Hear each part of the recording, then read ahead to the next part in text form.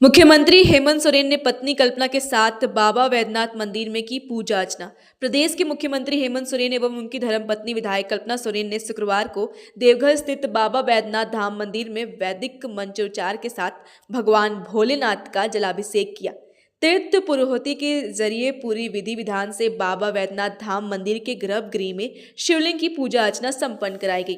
मुख्यमंत्री हेमंत सोरेन एवं विधायक कल्पना सोरेन ने बाबा भोलेनाथ से झारखंड वासियों की सुख समृद्धि, उन्नति और खुशहाली की प्रार्थना की। इससे पूर्व देवघर एयरपोर्ट आगमन पर मुख्यमंत्री हेमंत सोरेन एवं विधायक कल्पना सोरेन का विधायक सारठ उदय सिंह शंकर, संथाल परगना कमिश्नर लालचंद दादेल, संथाल परगना आईजी क्रांति कुमार, डीआईजी संजीव कुमार, उपायुक्त सह जिला दंडाधिकारी विशाल सागर, पुलिस अधीक्षक अजीत पीटर डुंडुंग के जरिए स्वागत और अभिवादन किया गया। बाबूलाल मरांडी ने लिखा, मुख्यमंत्री बनते ही हेमंत सोरेन की नीयत में आ गई खोट। भारतीय जनता पार्टी के प्रदेश अध्यक्ष बाबूलाल मरांडी ने एक बार फिर से राज्य सरकार पर निशाना साधा है। उन्होंने शुक्रवार को सोशल मीडिया एक्स हैंडल पर ट्वीट करते हुए कहा कि मुख्यमंत्री बनते ही हेमंत सोरेन की नीयत में खोट आ गई है। चुनाव से पहले बोरकटोक मुफ्त की रेवड़ी की तरह मैया सम्मान योजना की राशि बांटने वाली हेमंत सरकार अब महिलाओं से वसूली की तैयारी कर रही है। मरांडी ने लिखा कि विभागों को विशेष दिशा निर्देश किए जा रहे हैं कि येन केन प्रकारीन योजना का लाभ उठाने वाली महिलाओं का नाम छांटकर लाभुकों की संख्या सीमित रखी जाए। उन्होंने लिखा कि लाभुकों सत्यापन के नाम पर महिलाओं को योजना के लाभ से वंचित रखने का प्रयास करने वाली हेमंत सरकार चुनाव के दरमियान सभी महिलाओं को 2500 रुपए मासिक वित्तीय सहायता देने का दम भरती थी, लेकिन सरकार बनते ही हेमंत सोरेन ने मैया सम्मान योजना में कई शर्तें थोप दी है। भाजपा के कार्यकारी प्रदेश अध्यक्ष ने कहा, झारखंड में फिर से जंगल राज्य की वापसी।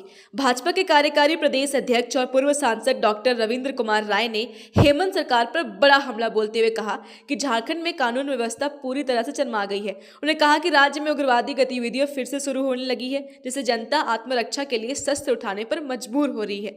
डॉक्टर राय ने कहा कि भाजपा सरकार के कार्यकाल में उग्रवादी संगठनों पर सख्त कार्रवाई हुई थी। उग्रवादियों ने या तो आत्मसमर्पण किया था या तो सुरक्षा बलों की गोलियों से शिकार हो गए थे। उन्होंने कहा कि उग्रवादियों के ठिकाने ध्वस्त किए गए थे और वे झारखंड छोड़ भागने को मजबूर हो गए थे।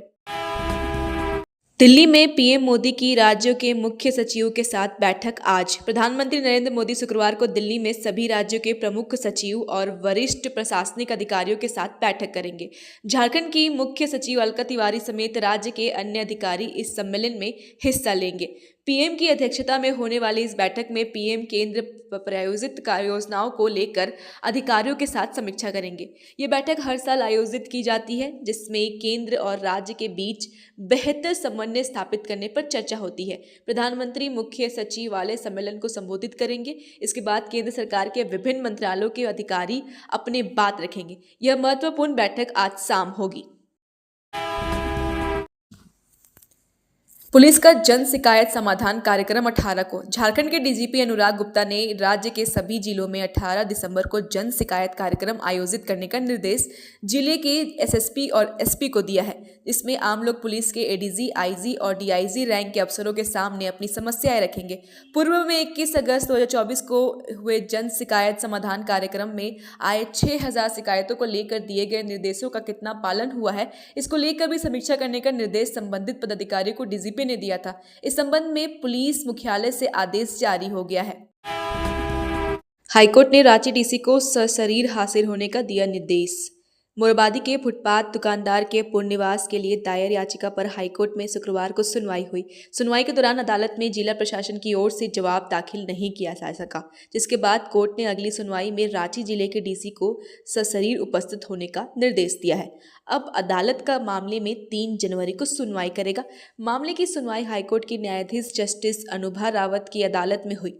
प्रार्थियों की ओर से अधिवक्ता अनुराग कश्यप ने बहस की थी।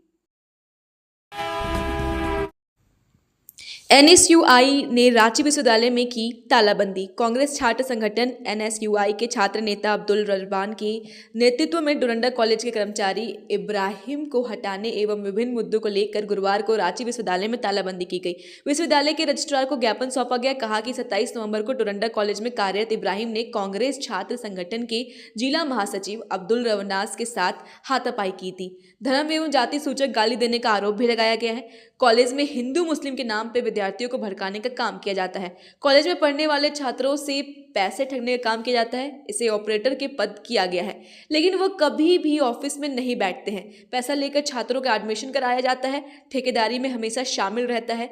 इसकी शिकायत कॉलेज प्राचार्य से किया गया, लेकिन कोई कार्रवाई नहीं की गई है। सिंहबोंगा जतरा में दिखी झारखंडी संस्कृति। पिठोरिया के बाड़ू नवाटोली में शुक्रवार को आयोजित सिंहबोंगा जतरा में झारखंडी संस्कृति की झलक देखने को मिली। इस अवसर पर बाड़ू नवाटोली, जमुआरी, सेमरटोली, बरवाटोली, बेड़ो, सिरांगो, चेड़ी, मानतू सहित कई गांवों के लोग कोढ़ा मंडली पारंपरिक परिधान में सामूहिक नृत्य करते जतरा स्थल पहुंचे। इसके बाद बाड़ू मोजा के पाहन जगदीश पाहन के जरिए सिंहबोंगा की विधिवत पूजा अर्चना की गई। कार्यक्रम के मुख्य अतिथि काके विधायक सुरेश कुमार बैठा ने कहा कि किसानों के चेहरे पर धान की अच्छी पैदावार की खुशी झलक रही है। ऐसे पल में आदिवासी समाज की अपनी इष्ट देव सिंहबोंगा की पूजा करने की परंपरा रही है। साथ ही आदिवासी विकास भाई बहन अपनी फसल को घर में सुरक्षित रखने के बाद जतरा के बहाने एक साथ मिलते जुलते हैं। उपायुक्त ने कहा, लोहरदग्गा में 15 दिसंबर से प्रारंभ होगा धान अधिप्राप्ति का कार्य। लोहरदग्गा उपायुक्त डॉक्टर वाघमारे प्रसाद कृष्णा ने शुक्रवार को लोहरदग्गा जिला के सभी किसानों से अपील करते हुए कहा कि झारखंड सरकार के निर्देशानुसार खरीफ विपणन के तहत धान अधिप्राप्ति का कार्य 15 दिसंबर 2024 से प्रारंभ हो रहा है।